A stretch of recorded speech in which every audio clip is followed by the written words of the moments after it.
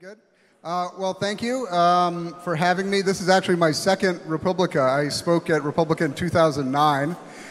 In fact, I think my only picture in Wikipedia is in German language of Wikipedia on the Republica page. So it's great to be back, and I have to say the whole show is a lot bigger now than it was then. So let me kind of kick off this talk. The title of it was maybe a little bit mysterious, and it's because I had a short time to submit the abstract after being invited. So I said, let me put down something that'll let me talk about kind of whatever I end up wanting to talk about.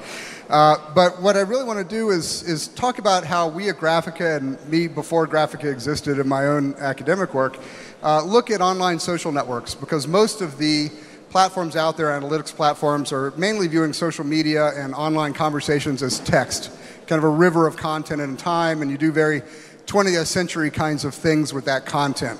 What are the keywords? Maybe doing some sentiment analysis. But that river of text, that fire hose of tweets, that's the byproduct of what social media truly is. It truly is a network of interacting, connected agents, and that network has shape and structure. And so what I'd like to talk about is how we go about mapping out that structure and how we think about this problem in a very, I think, 21st century way. So just to quickly go over the agenda, I want to talk about this idea of cybersocial geography, then talk a little bit about social networks and machine learning, how we analyze these things, and then get into kind of the substance of the talk around how do you figure out what's real or organic versus what's inorganic or manipulative, because I think as we're all suddenly aware in 2016, 2017, these networks have been hijacked and used to manipulate voting publics, used to manipulate all kinds of things. And we're doing a lot of work on that, by the way. So I wear the hat as CEO of Graphica, also have a relationship with the Berkman Center at Harvard, supporting a lot of their work. And at Graphica, we actually sell data to a lot of the different academic organizations, as well as some of the major platforms that are trying to grapple with this problem of online propaganda. So this is something that we work on every day. Talk about the different levels of sophistication. Thank you. With these manipulation efforts, so different levels of kind of troll and bot networks, because they've gotten extremely sophisticated. And then talk about the battle of social influence, this problem of fake news and propaganda, and then hopefully suggest some things, ways to think about what we can do about it. So this is a map of real-time global scale connectivity in 1901. So more than 100 years ago, it was possible to communicate to the other side of the planet in real time. You just had to be a king or a president or the owner of a major company to do it. But think about how impactful the telegraph was to changing human society. So the reforming of markets, the projection of power, the way that empires were structured, the way you could give commands to a country that you ruled on the other side of the world, the way generals could control armies, the structure of all of these large organizations, the structure of human society was transformed by this technology, even though nobody had one in their house, except maybe Abraham Lincoln. They actually say during the Civil War, Abraham Lincoln spent more time in the telegraph office at the White House than any other place. But think of how this radically changed society, and let's fast forward to now. I'm sure most of you have seen this image, 2010 Facebook connectivity. So this is what global scale real-time communications networks look like right now. But I would like to suggest that the impact of these technologies is going to be as strong as the telegraph, and it's not just the difference in what you do with this in your home, it's all these social changes that are happening on the back end of how business is done, of how countries are run, and how publics communicate. So the thing about that map of the Facebook map is that it's showing cyber connections, but it's still projected on a geo space. You're still looking at how these connections project on a geo map. But I want to suggest that the patterns of connections in online conversations are their own type of terrain. All of these decisions people make about who to follow, what to like, who to cite in their blog post, all of these millions and millions and millions of individual decisions form a structure. Because there are patterns in the way people make these choices. Sports fans follow their favorite team. People follow their favorite politician.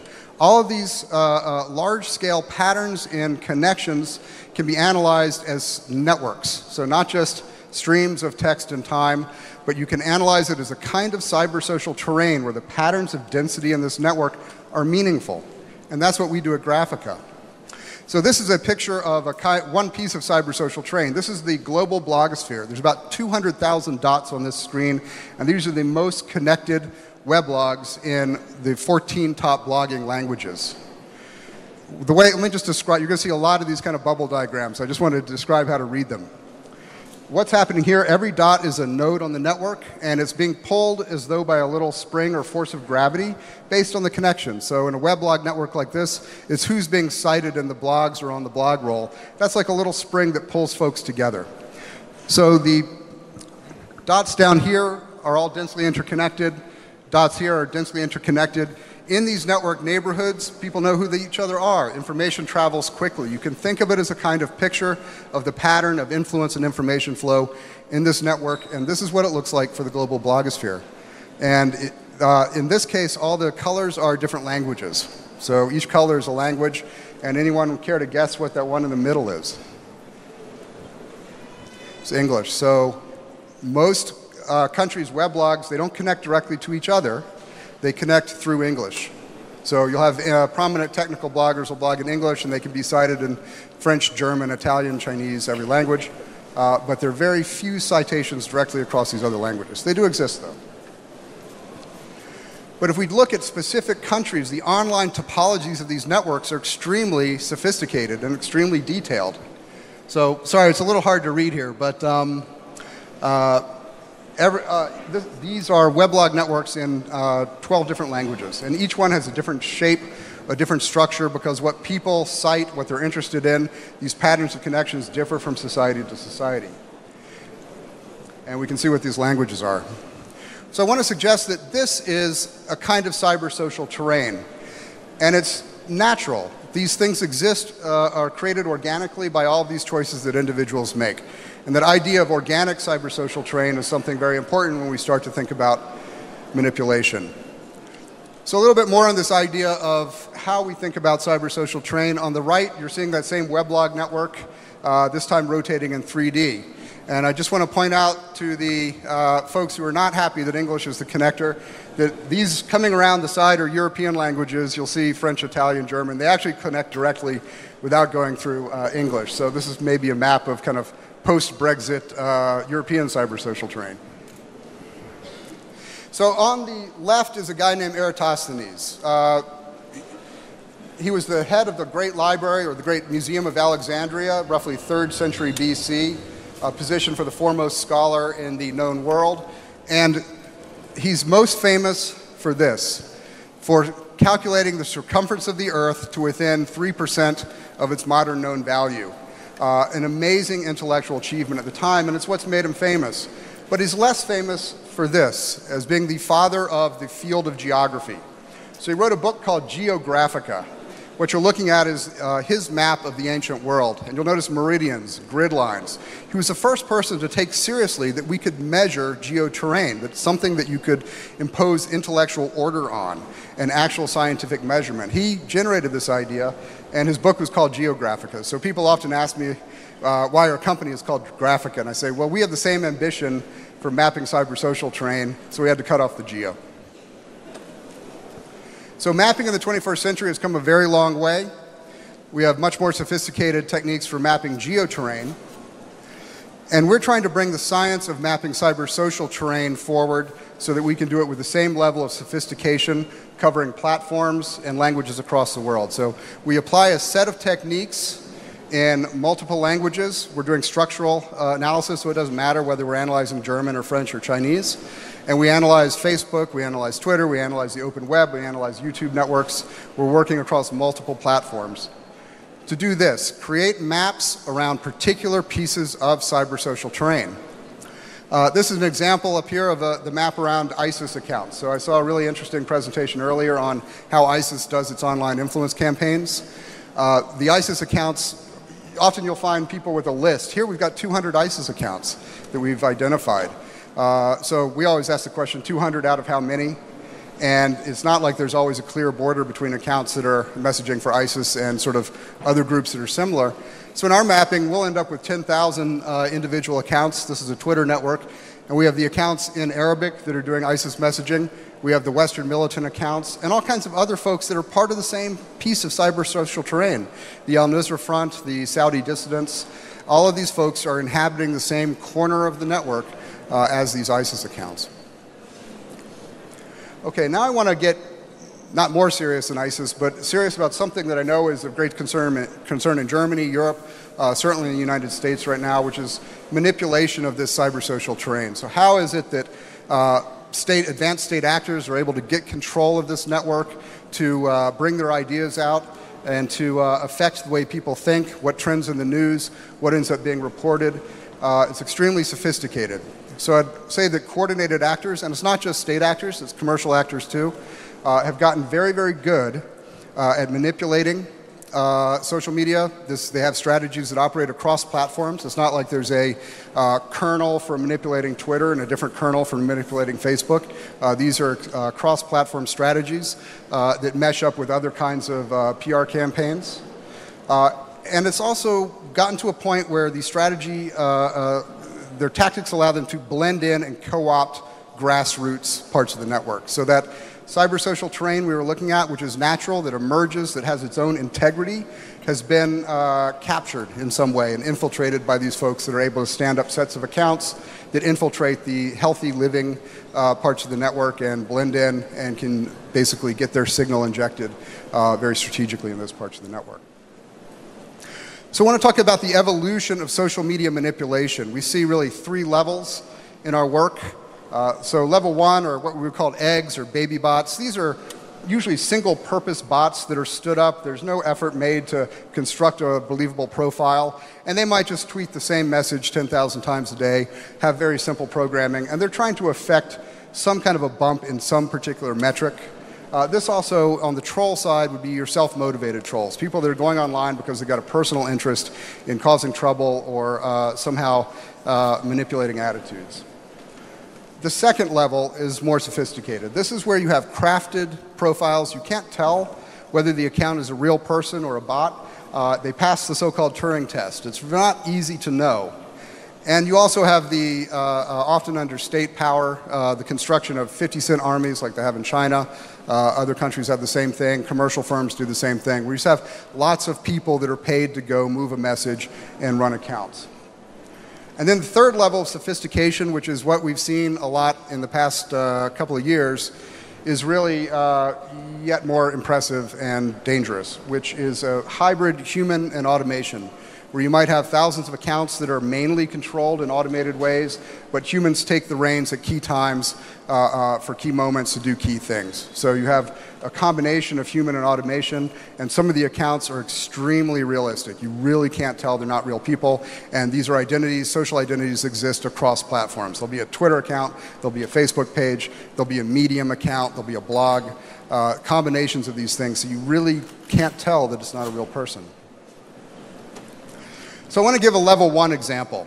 So we did some work with ESPN. We got a call from ESPN a few months ago, and I don't know if you know, in the United States, the NBA has fan voting for the All-Stars game. So every year there's an All-Stars game.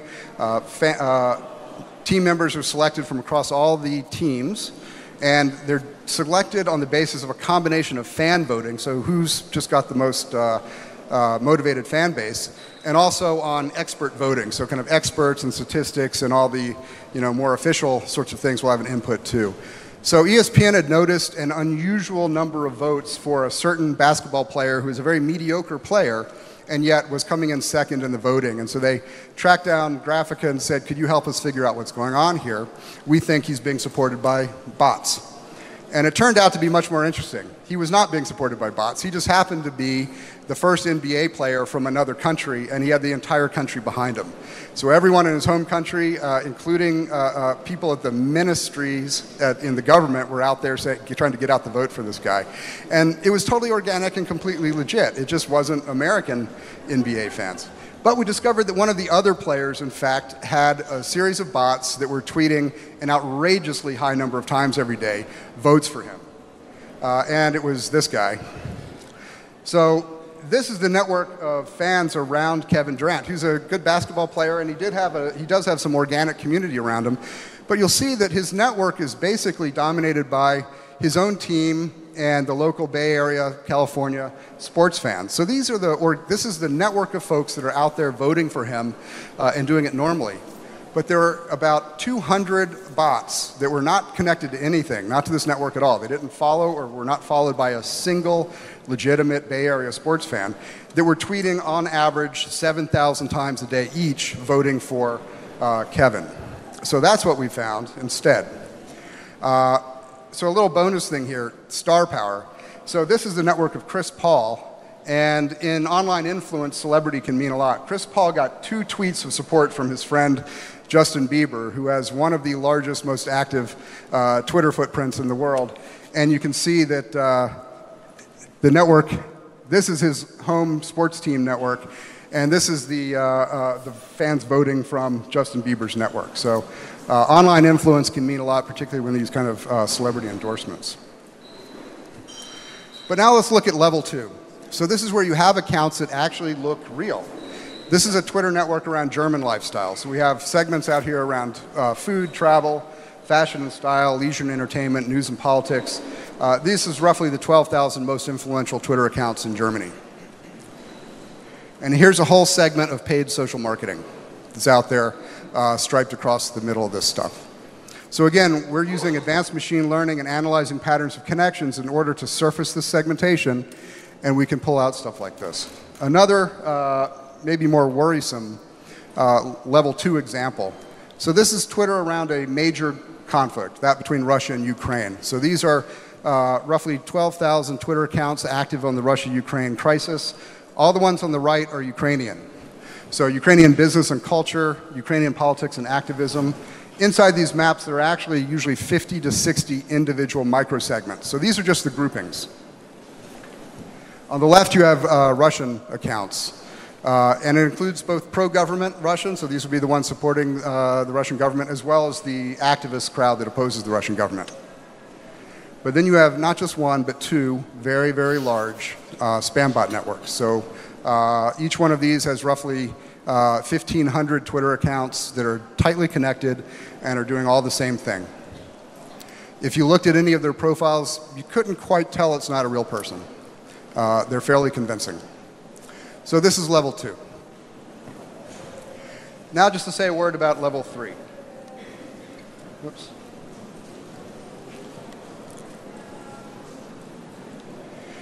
So I think we all know what has been so scarily happening in Western democracies the last couple of years, especially the last year. It's really moved to the forefront in terms of how state actors, as well as certain political actors, are able to manipulate these networks. I want to say it's not a new thing. We've actually been studying political extremist networks for a very long time. We do a lot of this work now, some of it with an organization, an initiative called the Online Civil Courage Initiative, run by the Institute for Strategic Dialogue in London and sponsored by Facebook, where we map out these networks around certain extreme groups, hate speech groups, and we do this in order to generate information that can help NGOs counter-message and fight back against this kind of stuff. And in this work, as well as other work where we study the fake news problem academically and commercially, we're working with a couple of the very large platforms, as well as initiatives at Harvard and Oxford, George Washington University, and Stanford. So we support a lot of this work. I like to say that when it comes to studying these kinds of things, we're working with so many customers and collaborators across it. We're like the proverbial man feeling all parts of the elephant. Everyone's touching a trunk or a foot, and we're the ones that are getting to touch the whole elephant in our work. So I think if we bring in this idea of cybersocial terrain, it helps us think about this problem of fake news, bots, and trolls in a new way. That we're really looking at a battle for influence across this cybersocial terrain. And we can ask ourselves, well, what can we do to maintain the integrity of that terrain so that it's not being manipulated and shaped by manipulative forces? And if we think back to 2007, I think there was a lot of very optimistic thinking about the impact the internet would have on democracy and public conversations. I remember when the Howard Dean campaign in the United States used blogging to help get that candidate advanced in the primaries. And it was the first time that you didn't have to own a television station or a newspaper to have public voice in the US. I mean, it seems so long ago now, and of course later Twitter and Facebook and all that sort of made blogging look quaint and outdated. But remember how transformational that was, and it wasn't that long ago, only about 10 years. And at the time, I think we really thought that this democratization of voice would be a great thing. That in fact, you could have publics sharing more information, more points of view represented, and this would end up going well. And then 2017, we're facing bots, trolls, fake news, the hijacking of this whole system of public communication and subverting it for the interests of state actors and certain parts of the political spectrum. So I think we've gone from one end of the spectrum of optimism to this other end of kind of pessimism. And so I think we ought to think about what we can do about this. But first, let's look at just sort of how bad it is. This is the network pushing fake news in the United States right before the election. So we took a list of several dozen known propaganda and fake news websites. And this is, this is actually from January of 2017, just the beginning of this year. And we said, we're going to take every Twitter account that tweeted at least 10 pieces of fake news from one of these websites, and we're going to make a map of that. So what's the network that's out there pushing this stuff? And the stuff that you see up there, the Trump core and the US far right, that's what the story has been in the press. That the far right in the US, the Donald Trump supporters, have been leveraging fake news and pushing it forward. And it's not untrue, but that's only one part of what's going on. You also have accounts that look very much and seem to be the US far left. So the Occupy movement in the United States, some of the Bernie bros, some of the Black Lives Matter stuff. Some of these accounts are also moving fake news. There's a whole large segment of this network which is just openly moving pro-Russian content. So supporting Assad, opposing any kind of Western intervention in Syria, as well as promoting a lot of information from WikiLeaks and sort of loving Julian Assange. And then there's the international right. So these are clusters of accounts that are everything from Gamergate misogynists to the white power movement or white identity movement. So this is the entire network moving fake news in the United States. It's not just that Donald Trump stuff. It's a much more complicated network. And it's also international because Cybersocial Terrain does not respect political borders, right? That's one of the more challenging things about it, that a sovereign democracy can have its home native language information environment now manipulated from folks overseas. And here's the German fake news network. So this, I've been working with some collaborators here in Germany.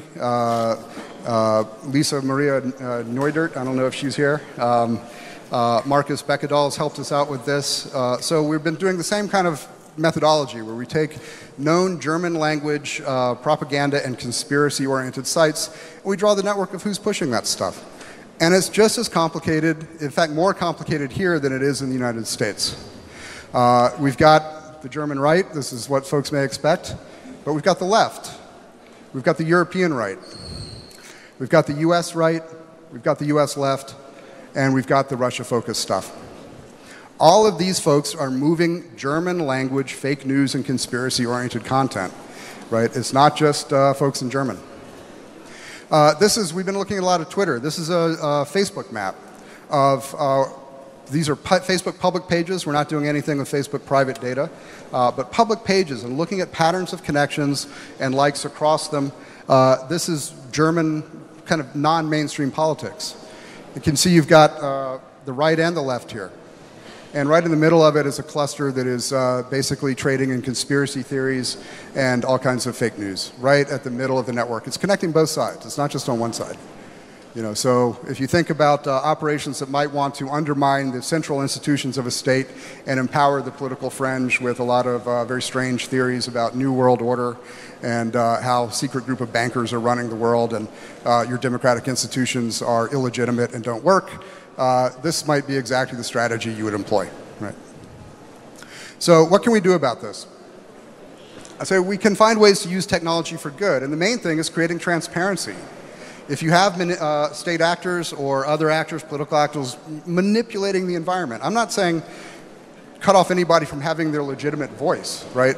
Foreign state actors don't need to invent right-wing Americans or left-wing Americans or right-wing Germans. I mean, all of these people are out there, and their voice in a democracy deserves to be heard too. But when you are leveraging foreign state power and capabilities in combination with troll farms and bot networks to purposefully manipulate the information environment with highly structured propaganda designed to undermine people's confidence in the system and promote certain candidates over others, as we've seen a lot lately, you can create transparency around that, and that's the first step to helping to stop it.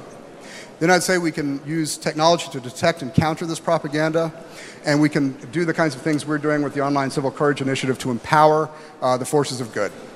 And then we also have to talk about our expectations for the dominant platforms, right? It's not like it's all Twitter's fault or all Facebook's fault or all Google's fault, but everybody's being manipulated. And so what can a public expect from the platforms in terms of reasonable efforts to secure their own platform from this kind of manipulation?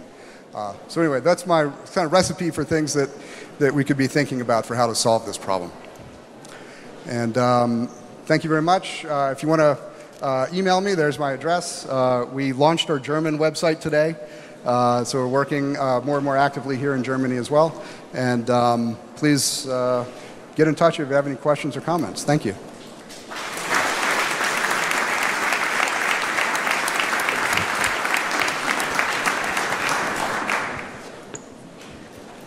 John Kelly, thank you.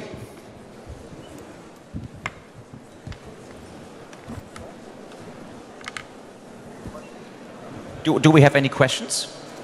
Yeah, we have one question. So maybe we have time for one question. So, can you see her running? Here we have the question. Sorry, that was so spontaneous.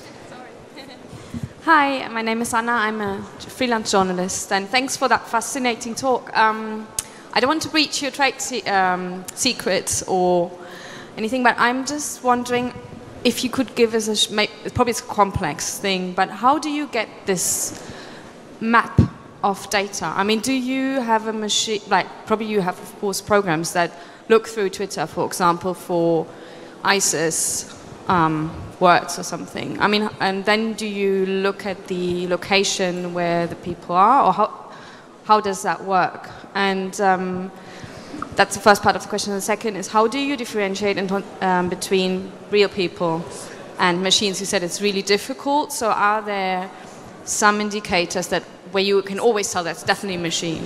Thank you. So on the first question, we use publicly available APIs and publicly available data, so there's nothing kind of sneaky going on here in terms of what we collect. We're just leveraging that data, I think, in much more effective ways to bring out more intelligence, because the mode of analytics is more sophisticated. So we're using, most people use that same Twitter data or same Facebook data from the API to do more content analytics stuff, and we're just interested in the patterns of connection. So most people don't touch that data for anything. In terms of the underlying methods, we use a lot of machine learning. So it's very large-scale, sophisticated analysis of patterns of relationships to get to the map. So there's a whole methodological talk I could give about that. And then on the, what was the second part? Sorry. How do you? It's on. How do you differentiate? Oh, what's real and what's fake? Yeah. So there are a few kind of easy things you can do, so posting frequency, which doesn't look human, is unusually concentrated, or, robots don't sleep. So there's a lot of fairly easy stuff to do that is kind of the standard. We're doing two things that are over and above that. One is, in our mapping, the algorithms are extremely good at picking up coordinated patterns of activity. So if you think about it, a whole bunch of real people, no matter how similar they are in the way they think, are going to be a lot more diverse in their behaviors than the same number of accounts controlled by a group of robots, right? There's just not going to be the performative diversity evident there. So we see that structurally now, and we're working on a whole new generation of yet more sophisticated measurements for this. And I think we have the first academic paper being published with our research collaborator in a month or two. So stay tuned, and a little bit more of it will be out there. Okay, thank you. Okay, thank you. John Kelly.